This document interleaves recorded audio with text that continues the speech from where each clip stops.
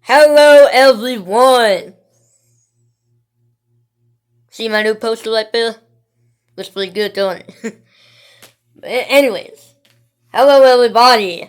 Back with another video, and I'm going back to another artist that I had before. Like I said, I'm sorry, but this present was also from Christmas, but it just came a little late, and that's okay. Not all presents, can come, like, right before the Christmas. It can be a little late sometimes. And Happy New Year. It's 2023, finally. Let's see, what can we expect for new music? There are only two bands that I know that are going to be releasing new albums this year.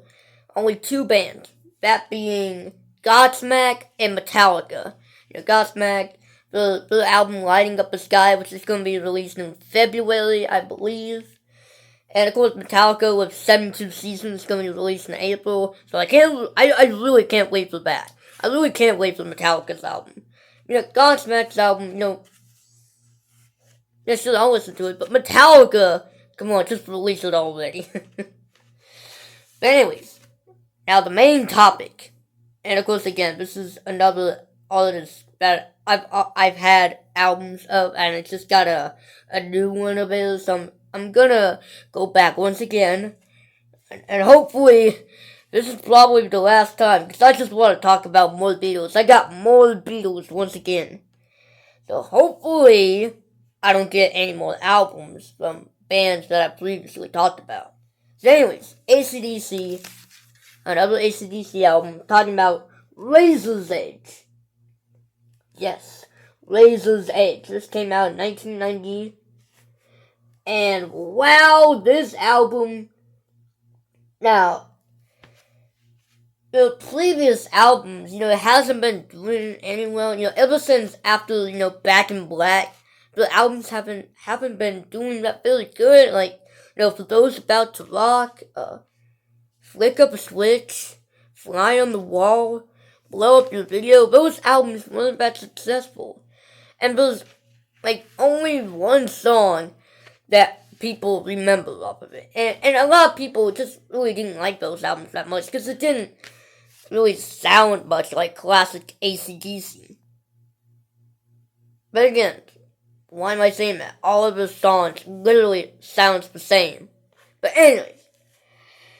But yeah, not a lot of people like the previous albums after Back in Black, but when this baby came out, they were back to their original self again. Especially when you start an album like Thunderstruck. Yeah. First, let's talk about the album cover.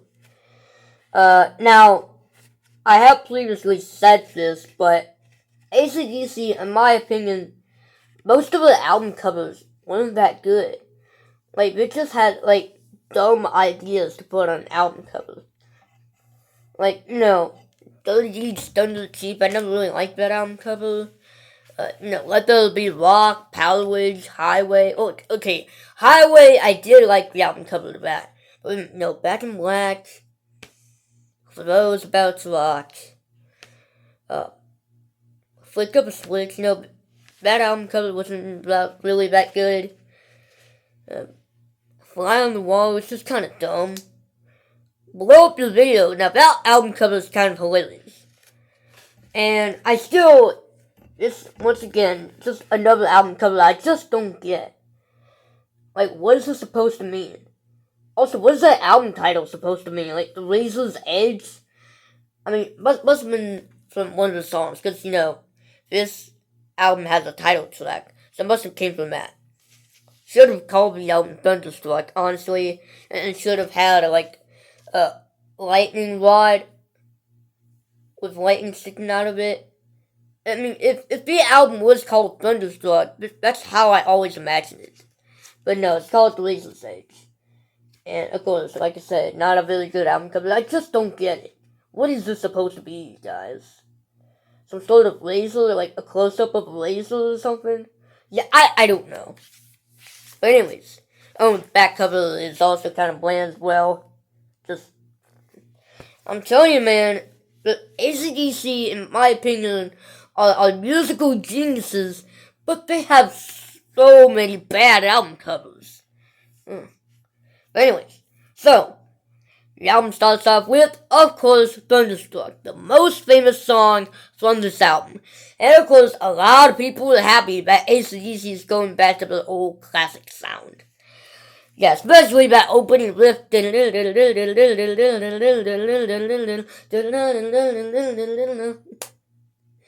Just right out of the gate. Just a really good song. And honestly, the best song on this album. Yeah, this album always starts off with the best song on this album. Of course, in my opinion. But a lot of people say it anyway, that Thunderstruck is the best song off of this album. And yeah. And the one of it kind of called it Thunderstruck, because I can, of course, obviously the backing vocals, thunder, thunder. Yeah, and of course, again, the riff, I'm pretty sure it reminded the band members of Thunder. Plus, I'm pretty sure it was about, like, a plane crash that was hit by lightning. I think this song is about that. And what a way to start off an album like this. What a way to start off. Like, imagine they put this up the last track. This album would be that good if you stuck the best song at the last track. Like, but yeah, I'm glad they chose to open this album with this song, because it really shows what a talented band they are. I mean, they have a lot of good opening tracks. So yeah, most of them, which the most famous track on the album, like 3D Stunts Are Cheap. Yeah. A great song. And then we get Fire Your Guns! Fire Your Guns! Fire Your Guns! Fire Your Guns! Yeah. Fire Your Guns. Over and over and over again. Pretty much. Only a few verses. But other than that, this song, despite having the chorus repeated so many times, it's a pretty decent song. Pretty catchy song, but I love the guitar riff, the vocals from Brian Johnson. Yeah, I don't know, just a pretty decent song. Of course, again, it's not that popular, but I've heard a lot of AC/DC fans praise this song, but it's not as popular as Thunderstruck, obviously. Well, the rest of the songs on this album is not as famous as Thunderstruck. Thunderstruck is the only known song from this album, like, literally. I mean, there are also a few famous ones in here, but Thunderstruck gets all the love. And that's a good thing, because but respect the other songs as well, man, like, such as Fire Your Guns. Like I said, it's kind of long, well, it's 3 minutes long, it's kind of short, but still, the chorus gets repeated so many times. But it's AC/DC, what do you expect? All of the songs sound the same. Yeah, no surprise. But Money Talks. Another great song by the Legends. Come on, listen for the money. Come on, listen to the Money Talks. Money Talks! Yeah! Money Talks! A great catchy song that also receives radio airplay. My second favorite song from this album, along with Thunderstruck. And wow, just honestly, I think it should have been replaced as the second song instead of Fire Your Guns, and have that song as the third track.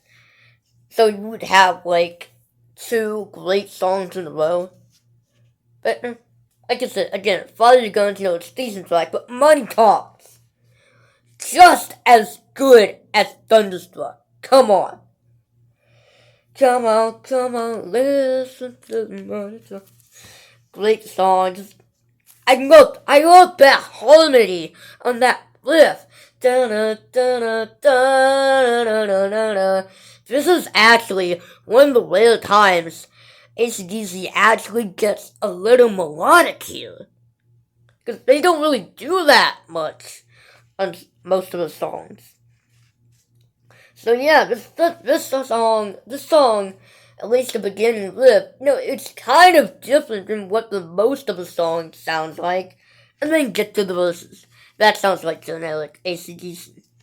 But still, they really just went on with this album. Yeah. But it talks. I researched this earlier before I recorded this. Apparently they actually done like a money. They actually made a dollar bill of their own just to promote the song. And instead of having George Washington, they had Angus Young. Yeah, you heard me right. They had Angus Young on the dollar bill. And no wonder that dollar bill is called Angus Bucks. Yeah. And also appears on the music video for the song as well, where it gets set on fire. So, yeah. Kind of hilarious. This song is hilarious, honestly. But it's still a very beautiful one. And then we get to The Razor's Edge, the title track to this album. And it is great. Man, third favorite.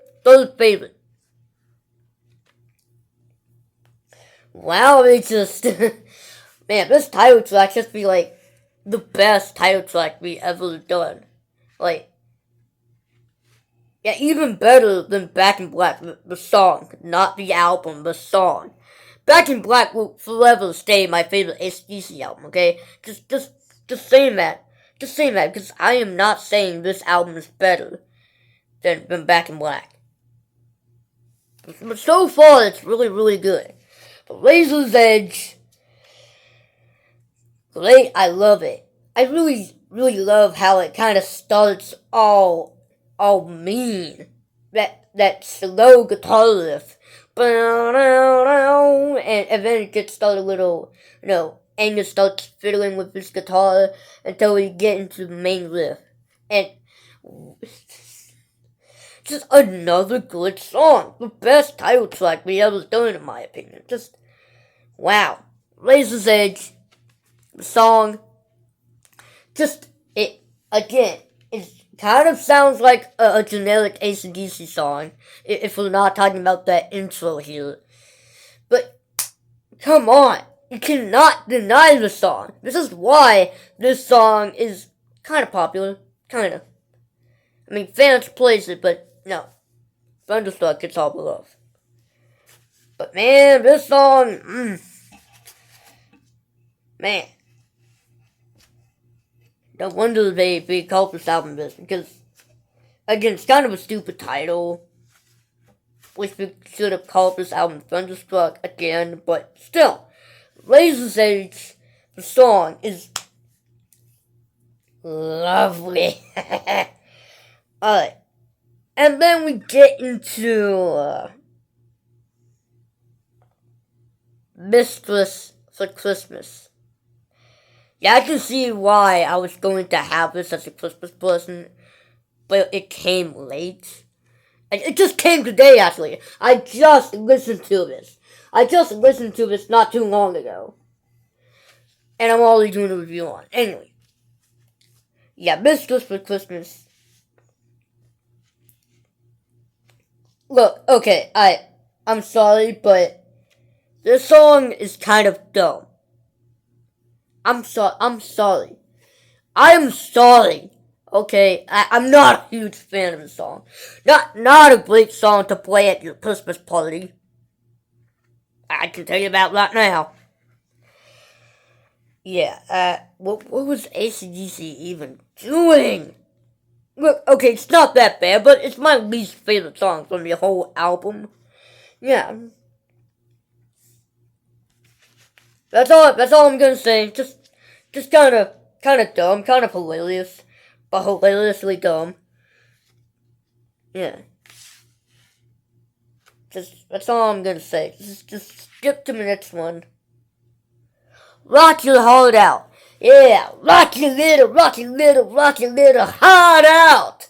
Yeah, another great song. Man, they have been killing it so far. Wow. Rock your heart out. That ends side one. Rock your little heart out. Another great song. Fourth favorite.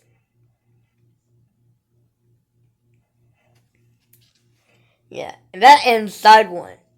And of course, Rock Your Heart Out. Just, do I have to keep saying this? It's just good. I love it, man.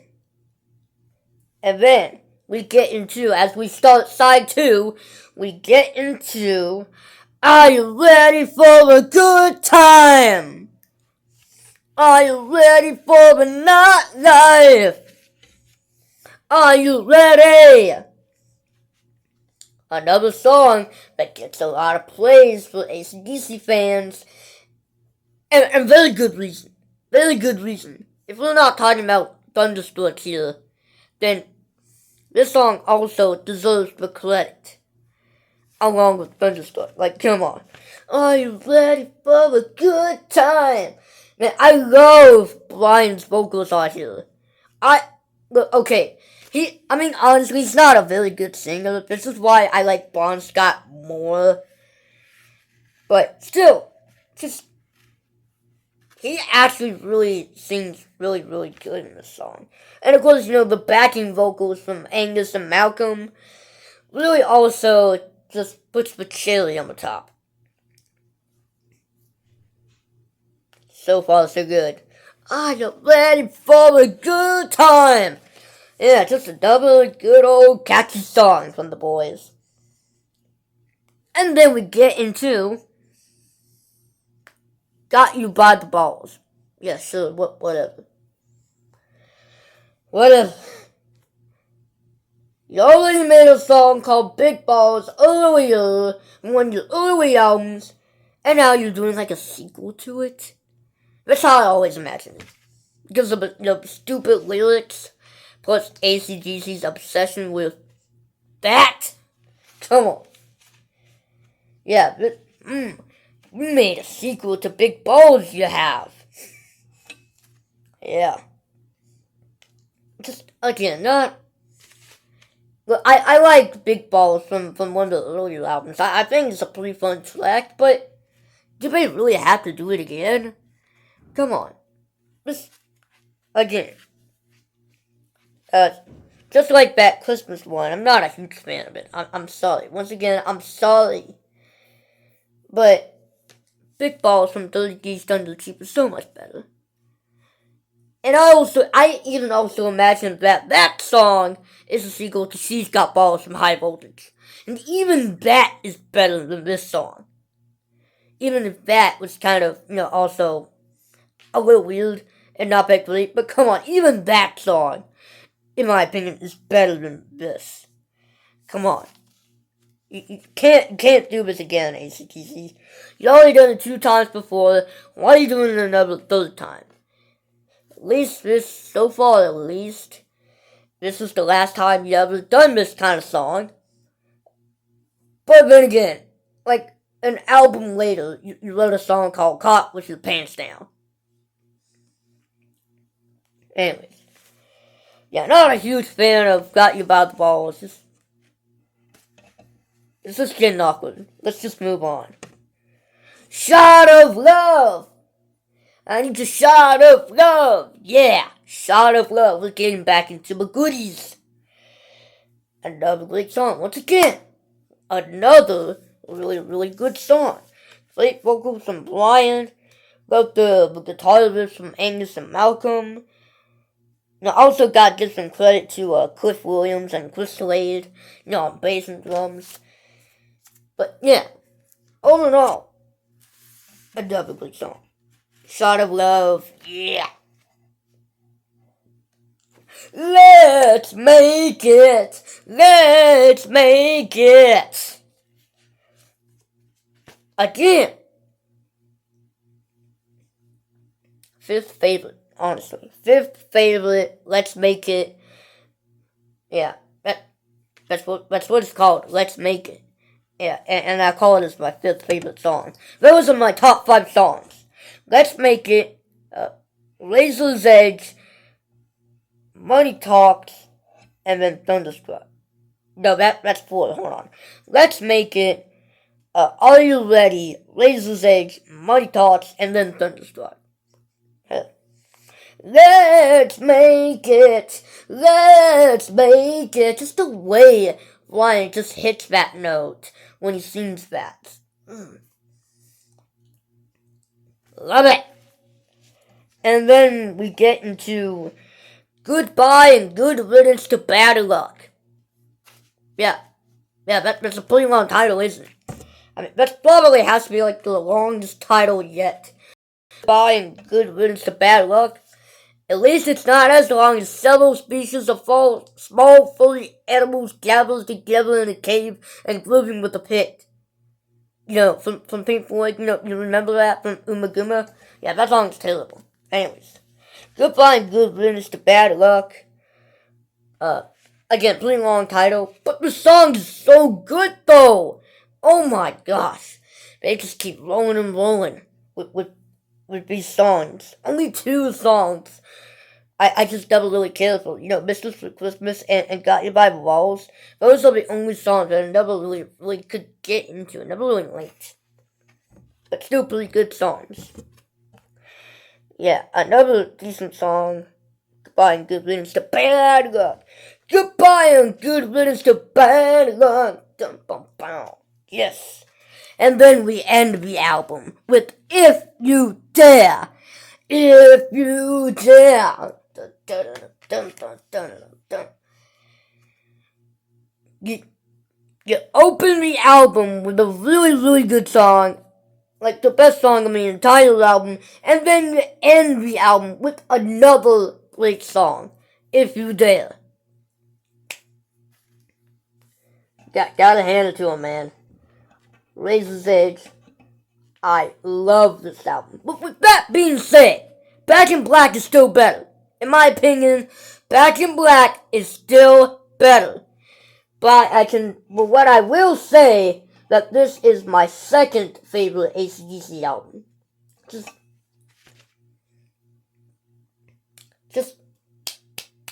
Yeah.